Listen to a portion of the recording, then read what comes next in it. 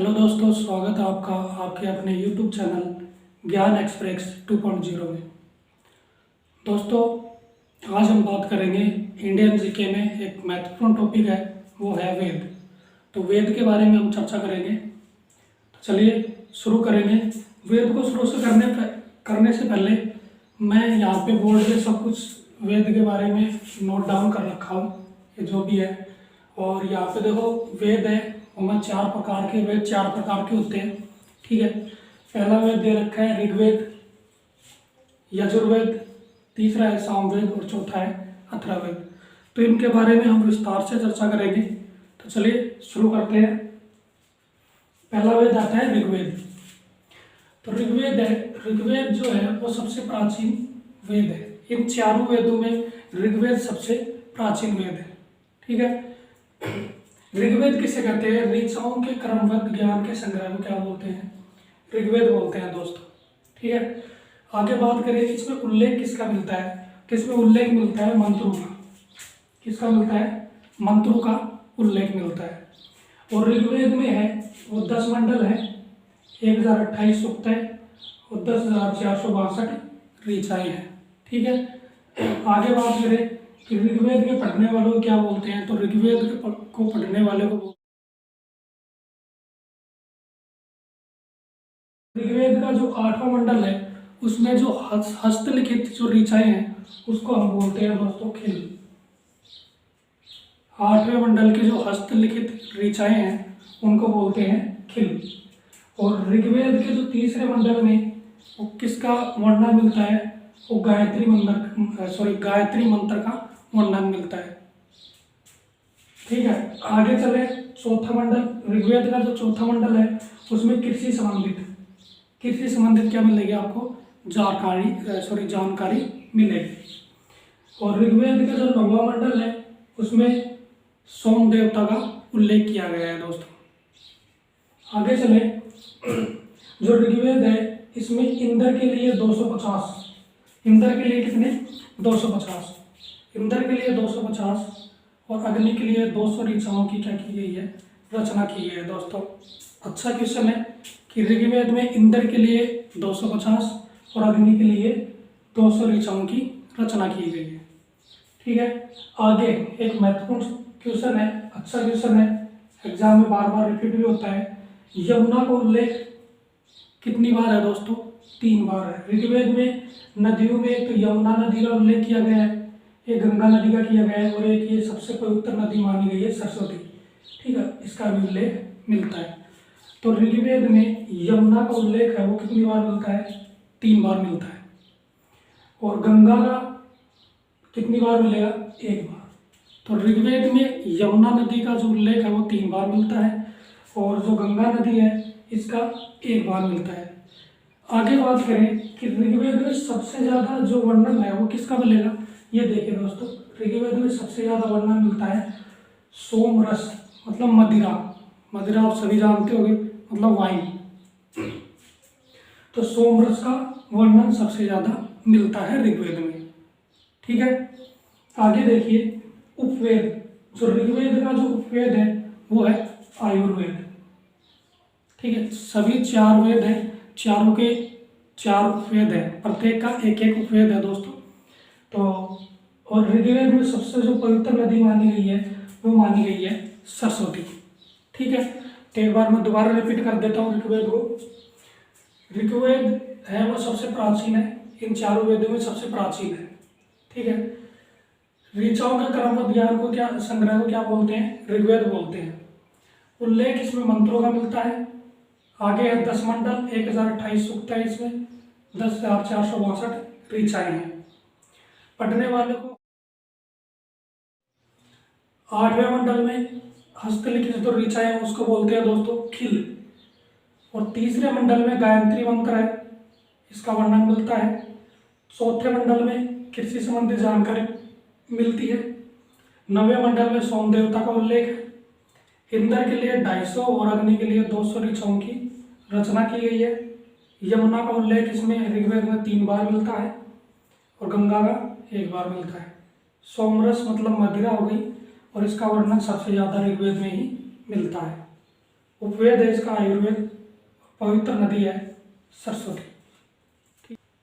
तो अगला जो वेद हमारा वो है यजुर्वेद। यजुर्वेद देखिए दोस्तों, यजुर्वेद है इसमें रचना गद्य और पद्य दोनों में होती है। यजुर्वेद है उसमें जो रचना होगी वो गद्य और पद्य दोनों भागों में होगी, ठीक है। इसके जो पाठ करता है उसको बोलते हैं अधर्ववेद, ठीक है दोस्तों।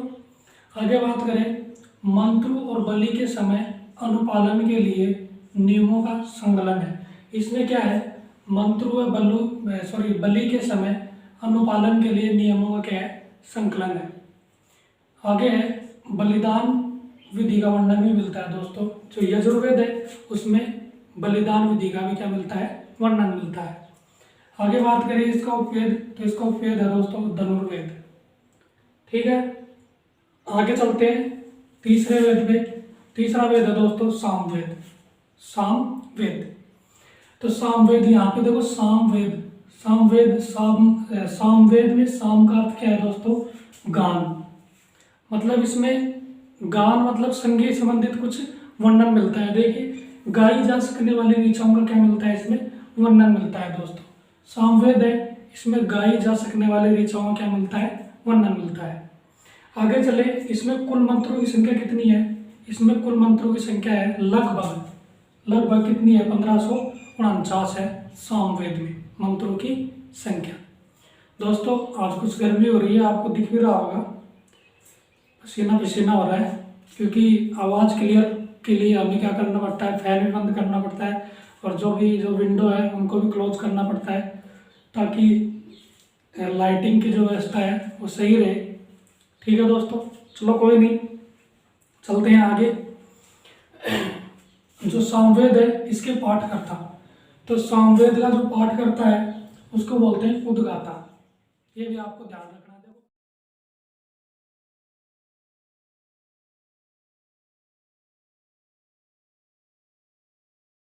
इसके पाठ करता को बोलते हैं उद्गाता, ठीक है। और इसको सामवेद को क्या बोलते हैं, बहुत ही अच्छा क्वेश्चन है दोस्तों, बार बार रिपीट होता है। भारतीय संगीत का जनक कौन सा वेद को माना जाता है, सामवेद को माना जाता है। अच्छा क्वेश्चन है दोस्तों, बार बार रिपीट होता है।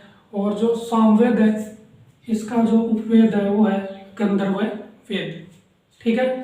तो चलिए अगले और अंतिम वेद की तरफ चलते हैं। लास्ट का वेद बच रहा है हमारा अथर्ववेद, 4 नंबर पे। अथर्ववेद है अंतिम और सबसे बाद का वेद है, मतलब सबसे बाद में लिखा गया था वेद। और सबसे पहले वेद जो लिखा गया था वो लिखा गया था आपका ऋग्वेद, मतलब ये सबसे प्राचीन वेद है ऋग्वेद। और सबसे जो नया बोले आप या बाद का बोले या अंतिम बोले वो है अथर्ववेद, ठीक है। इसकी रचना की थी अथर्वा ऋषि ने। अथर्ववेद की रचना किसने की थी, अथर्वा ऋषि ने इसकी रचना की थी, ठीक है दोस्तों। आगे चले, ये भी एक अच्छा क्वेश्चन है, बार बार पूछा जाता है। सभा व समिति को प्रजापति की 2 पुत्रियां इसी वेद में कहा गया है। सभा और समिति है वो प्रजापति की 2 पुत्रियों के समान माना गया है।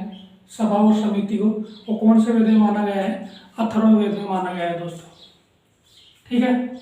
चलिए आगे चलते हैं। कन्याओं के जन्म की निंदा करता है ये जो वेद है, वो कन्याओं के जन्म की क्या करता है, निंदा करता है दोस्तों, अथर्ववेद, ठीक है। आगे चलिए, इसमें वर्णन किस किस का मिलता है अथर्ववेद में, जादू टोना, साप, वशीकरण, विवाह, प्रेम, औषधि, रोग निवारण, तंत्र मंत्र आदि का क्या मिलता है, इसमें वर्णन मिलता है दोस्तों। इसमें जादू टोना, साप, वशीकरण, विवाह, प्रेम, रोग निवारण, ठीक है, और तंत्र मंत्र, इनका क्या मिलता है, वर्णन मिलता है। आगे चले इसका उपवेद, तो इसका उपवेद है दोस्तों शिल्पवेद। इसका उपवेद क्या है, शिल्पवेद है। तो ये हमने वेदों के बारे में पढ़ा। और कितने वेद है दोस्तों, 4 वेद है। पहला है ऋग्वेद, दूसरा है यजुर्वेद, तीसरा है सामवेद और चौथा है अथर्ववेद। सबसे जो प्राचीन है वो है ऋग्वेद, सबसे पुराना, और सबसे नया और या अंतिम में लिखा गया वेद है वो है अथर्ववेद, ठीक है। और इनके बारे में हमने विस्तार से चर्चा की।